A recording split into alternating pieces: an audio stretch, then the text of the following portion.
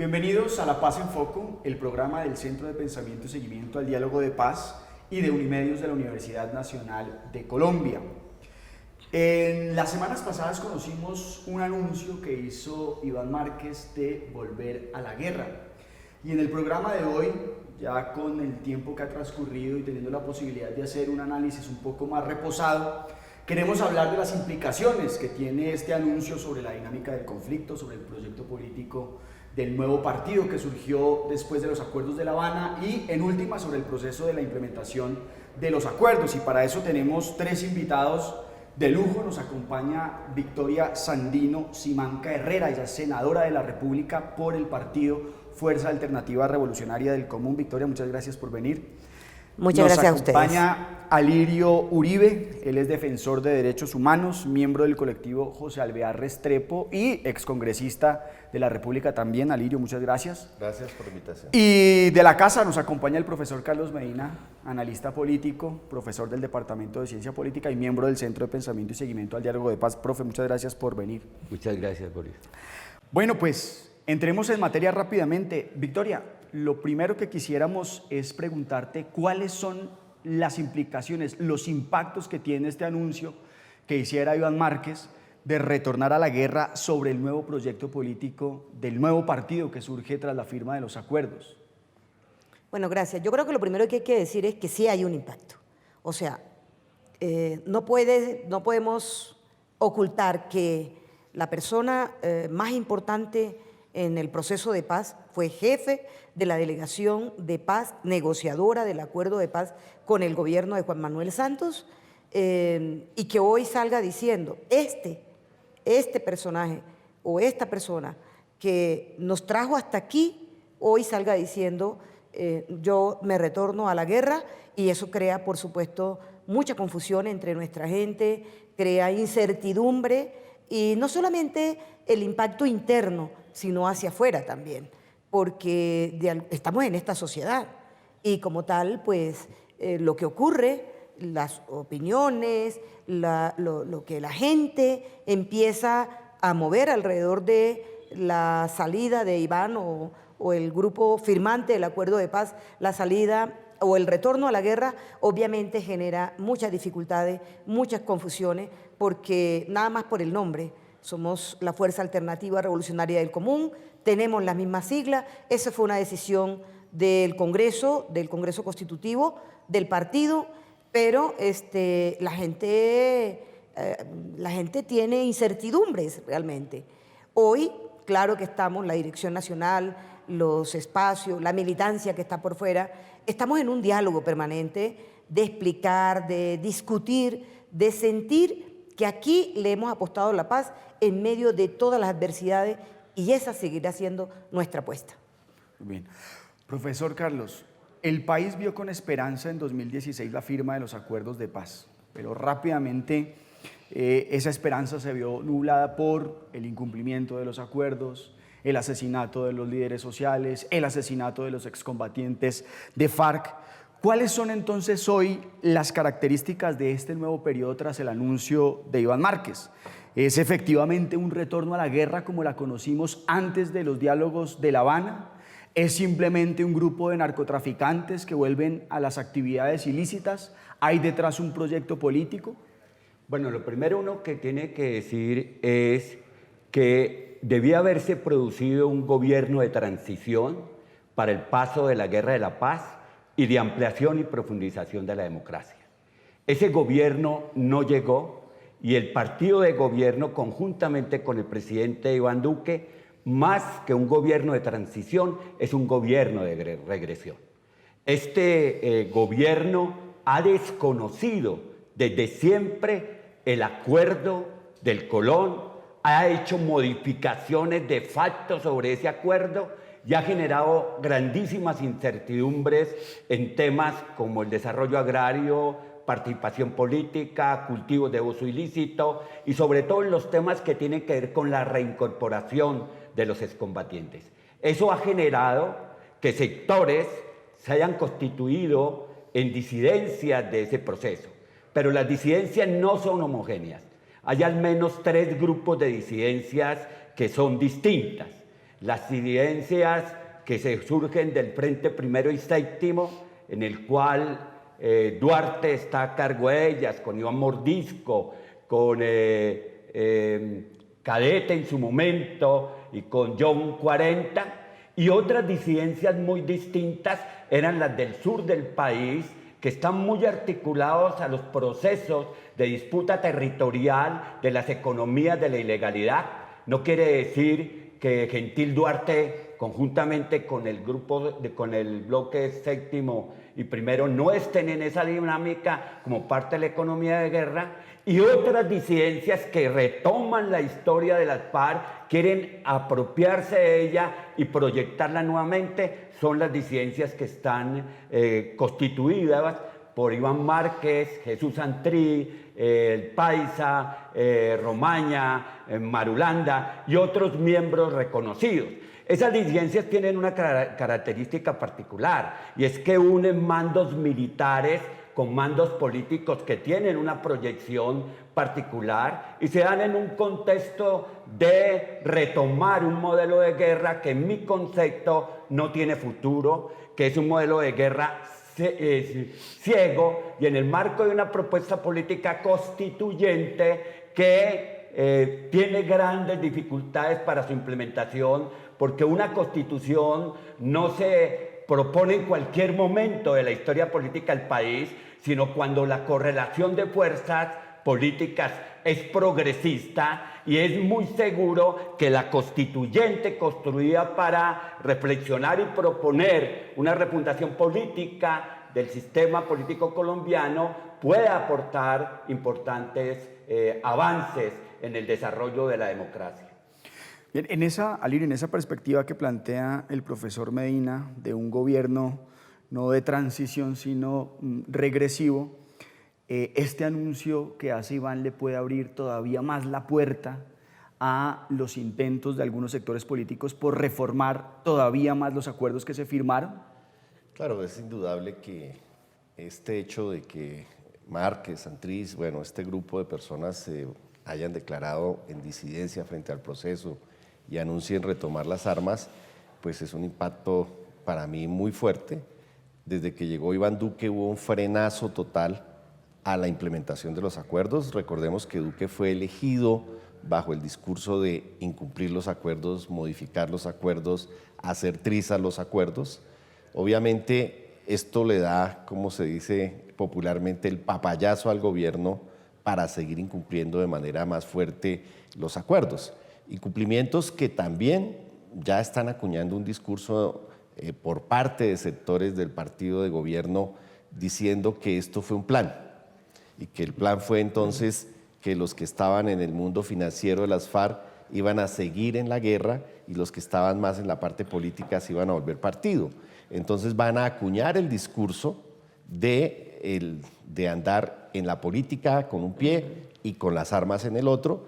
Eso se va a traducir en tratar de no cumplir los acuerdos en muchos aspectos, es decir, lo que se ha cumplido los acuerdos tiene que ver más con el fin del conflicto. En el punto 1 no hay nada, en el punto de reforma política solo está el estatuto de oposición, es decir, en el punto de política antidrogas se quiere volver a las fumigaciones, a la erradicación violenta, etcétera.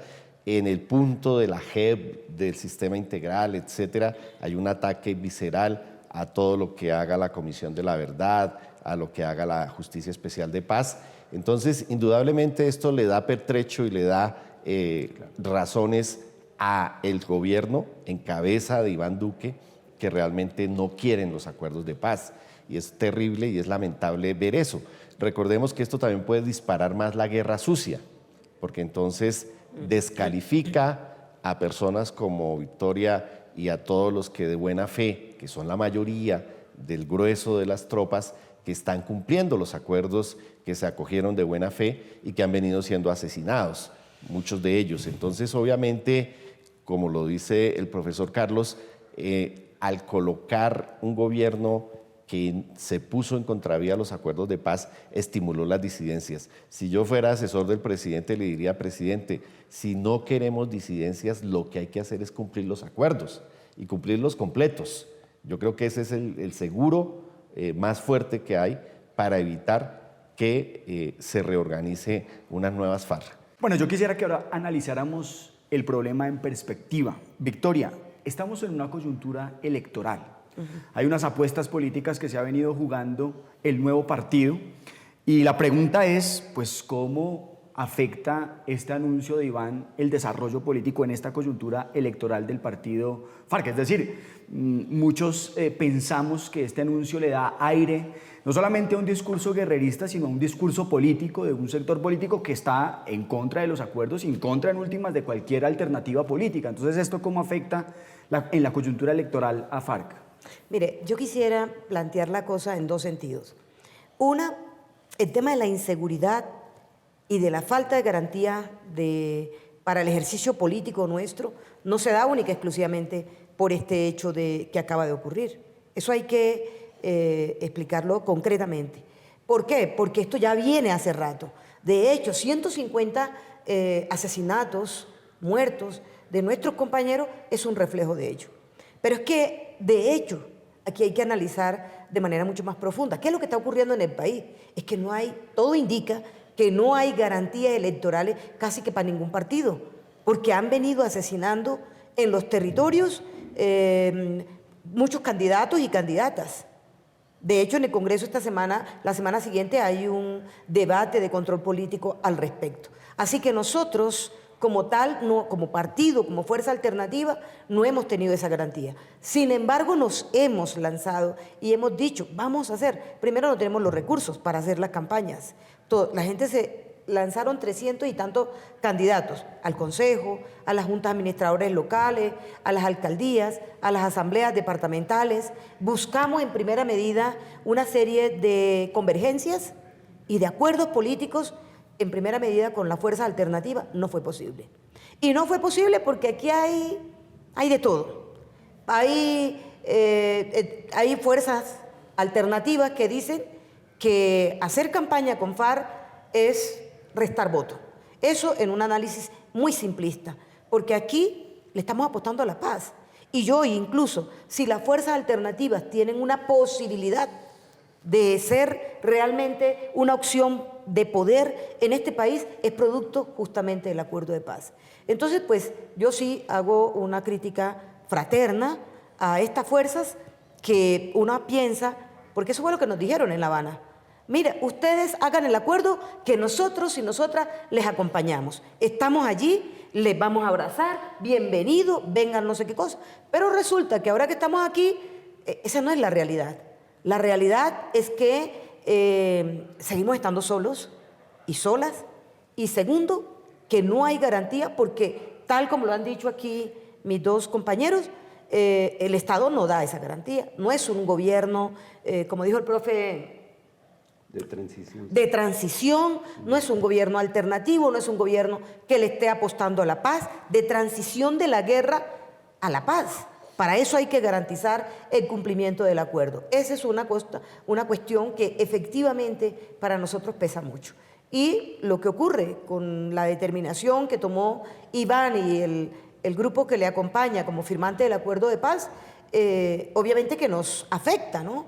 Porque polariza aún más esta situación que ya tenemos en los territorios, que es extremadamente delicada y que nos convoca a todos y a todas a que aquí toca apostarle, no de manera egoísta, no de manera antidemocrática, sino realmente para pasar la página de la guerra y construir una sociedad colombiana distinta, donde quepamos todos y donde realmente se produzcan las transformaciones que este país necesita. Profe, retomando entonces lo que plantea Alirio sobre el retorno de la guerra sucia y las dificultades en términos de las condiciones de seguridad de los líderes, ¿qué cabe esperar entonces en este nuevo periodo de guerra en relación con la reacción de los grupos paramilitares o las disidencias de los paramilitares? Primero, el acuerdo de paz no acabó la guerra. El gobierno que llegó después del acuerdo es un gobierno guerrerista. Y es necesario señalarlo ahí. Nunca retomó las conversaciones con el ELN y se dedicó a simular la implementación de un acuerdo que hizo que se agravara la situación de los excombatientes de las FARC en términos de la seguridad política, jurídica y física. Ya dijo Victoria, 150 muertos. Pero hay toda una política dirigida contra el nuevo partido, la nueva fuerza, que se viene manifestando de manera sistemática en todas las partes del territorio. Ahora, las disidencias van a retomar un modelo de guerra particular que resulta supremamente difícil. Han definido que no van a ubicar como blancos policías ni militares, que van a ubicar a la oligarquía y que van a utilizar un tipo de armas dirigidos a esos blancos. Y esas armas son tiro de alta precisión, francotiradores y explosivos. Y van a levantar su economía de guerra en el marco de las economías ilegales, tanto de la minería ilegal, el contrabando, el narcotráfico, que posibilita construir esto. Hay una cosa que yo quiero, para cerrar, señalar. No es cierto que las FARC no hayan entregado todas las armas. Las FARC entregaron todas las armas en una proporción de 1.3 armas por persona. Es que lo que se necesita para poder reactivar una guerra es disparar el dispositivo de beligerancia de quien ha dejado las armas, porque las armas aparecen en cualquier lugar.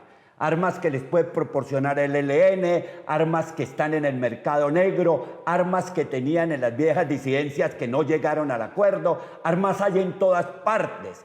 Entonces el problema de la guerra no es el problema de las armas, sino que se dispara el dispositivo de beligerancia. Vamos a tener una situación de guerra totalmente distinta a la que se venía desarrollando, que no se sabe exactamente todavía el impacto que va a tener sobre la sociedad colombiana.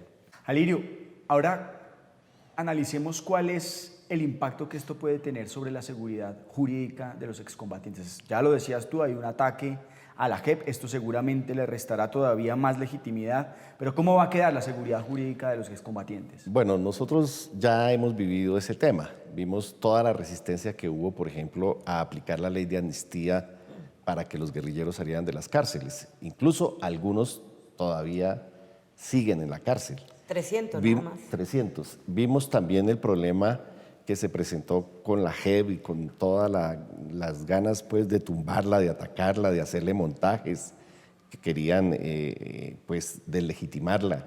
Vimos el tema de la extradición. La extradición se vuelve también una espada para atacar el proceso de paz. De hecho, lo vimos con Santrich. De alguna manera, Santrich fue arrojado también a las disidencias por todo el montaje que hicieron con el tema del proceso de él. Entonces, obviamente hay una inseguridad jurídica. Lo vimos en Washington la semana pasada, cuando Holmes Trujillo, como canciller ante la OEA, coloca casi que como miembro de las disidencias al señor Granda, que es miembro de la CICIBI y que lo único que ha hecho es trabajar por la implementación del acuerdo. Entonces, hay inseguridades. Pero hay una inseguridad peor. Yo como abogado que llevo 30 años trabajando en derechos humanos, para mí es volver al pasado. O sea, ¿cómo evitamos, a través de Defendamos la Paz, a través de muchos procesos organizativos, la defensa de los acuerdos para no volver a las cifras del pasado? Las cifras del pasado eran, hace 20 años, 3.000 asesinatos políticos de civiles al año. Estoy hablando de casi 100 al día. Las cifras del pasado, durante la época de Uribe, eran 3.500 secuestros al año, eran casi 10 al día.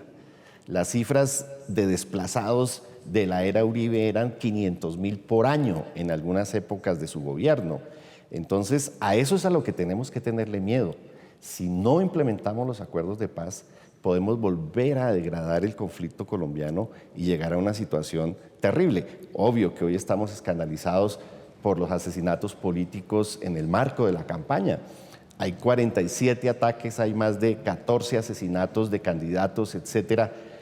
Es decir, con Santos tuvimos elecciones en paz durante todos los 8 años. Hoy podemos volver a esos escenarios donde haya zonas donde no se pueda votar, es decir, a eso es que tenemos que tenerle miedo realmente, que no podemos tenerle miedo a la paz, a la implementación de los acuerdos, a que el partido FARC, Fuerza Alternativa del Común, tenga candidatos y pueda llegar a corporaciones públicas. Aquí tenemos que tenerle miedo es a volver a esa guerra otra vez, y yo creo que en eso es que tenemos que hacer un gran esfuerzo para evitar que lo avanzado pues nos lleve nuevamente al pasado con este gobierno y con este partido de gobierno.